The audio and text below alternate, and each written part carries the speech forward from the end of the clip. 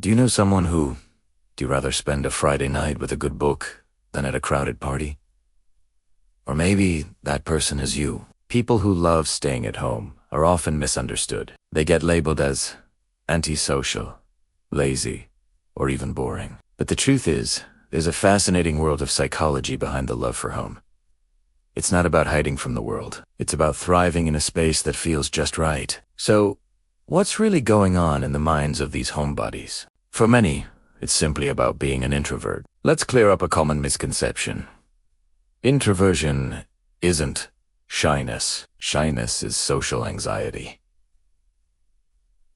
A fear of negative judgment. Introversion, on the other hand, is all about energy. Extroverts gain energy from social interaction, like charging a battery. Introverts, however, expend energy in social settings and need quiet time alone to recharge. Their home is their sanctuary, their ultimate charging station. It's where they can shed the pressure of social performance and just be themselves, which is crucial for their mental well-being.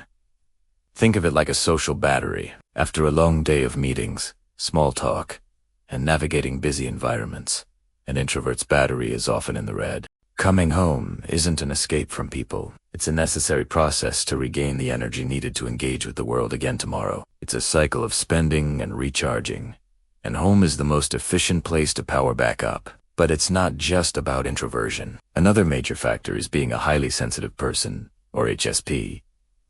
This is a personality trait, not a disorder, and it's found in about 20% of the population. HSPs have a more finely tuned nervous system.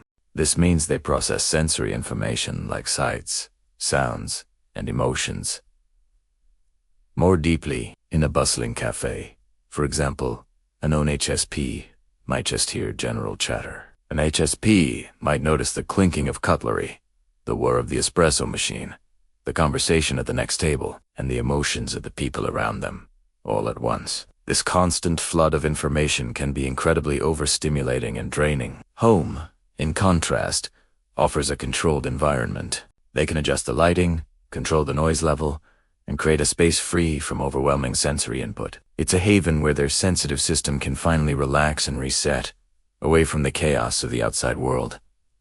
This isn't about being weak. It's about being wired differently and needing a specific environment to feel calm and centered. Then there's the power of creativity and deep focus. Many people who love staying at home are actually incredibly productive and creative. Think about writers, artists, programmers, or anyone whose work requires long, uninterrupted periods of concentration. The home environment is perfect for achieving a state of flow. Flow is that magical mental state where you are so completely absorbed in an activity that time seems to fly by. It's where your best work gets done. Constant interruptions in an office or a busy public space can shatter this focus, making deep work nearly impossible. Home provides the solitude and consistency needed to dive deep into projects, solve complex problems, and bring creative ideas to life. It's less about avoiding people and more about creating a dedicated space for passion and productivity. For these individuals, their home is their studio, their lab, their command center. The comfort and security of a personal space also play a huge psychological role. Home is a place where we have a sense of control and autonomy. You decide the decor. You set the temperature. You choose what's on TV. This control is a powerful antidote to the unpredictability and stress of the outside world, where we often have to conform to others' rules and expectations. This concept is tied to what psychologists call psychological safety. It's a feeling of being able to be your authentic self without fear of negative consequences. At home, you can wear your comfy old sweatpants, sing off-key, or talk to your plants without judgment. This freedom creates a powerful sense of well-being and allows for genuine self-expression. It's a space that's uniquely yours, filled with objects and memories that reinforce your identity and provide a deep sense of belonging. Moreover, many homebodies cultivate rich, meaningful relationships. It's a myth that they're lonely. They often prefer deep one-on-one connections over superficial small talk in large groups.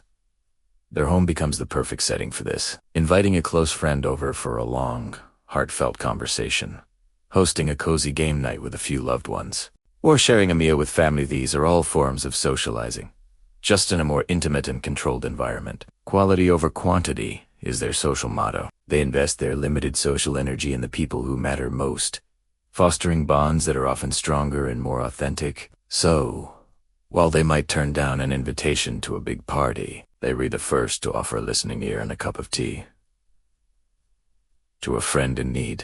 Of course, it's important to acknowledge the other side of the coin. For some, a desire to stay home all the time can be a symptom of underlying issues like agoraphobia, social anxiety, or depression. Agoraphobia is an anxiety disorder characterized by a fear of situations where escape might be difficult, often leading people to avoid leaving their homes. If the thought of going outside triggers intense fear or panic, and it's significantly impacting your life, that's different from simply enjoying your home. It's a sign that it might be time to seek support from a mental health professional. It's crucial to distinguish between a preference for home and a fear of the world. A healthy homebody still engages with the world, but on their own terms. They go to work, run errands, and see friends, but they cherish their time to retreat and recharge. An unhealthy attachment to home is driven by fear and avoidance. If you feel like your world is shrinking and fear is keeping you isolated, please know that help is available and you don't have to face it alone. So,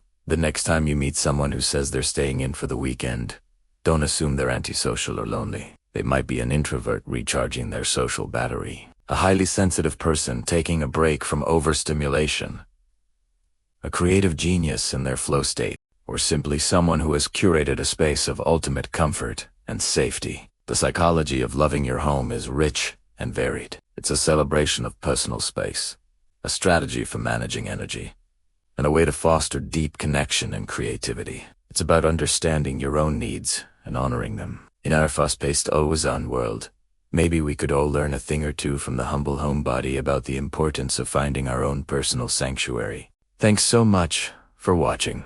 What do you love most about being at home? Let me know in the comments below. And if you enjoyed this video, don't forget to like, subscribe, and hit that notification bell for more insights into the human mind. See you next time.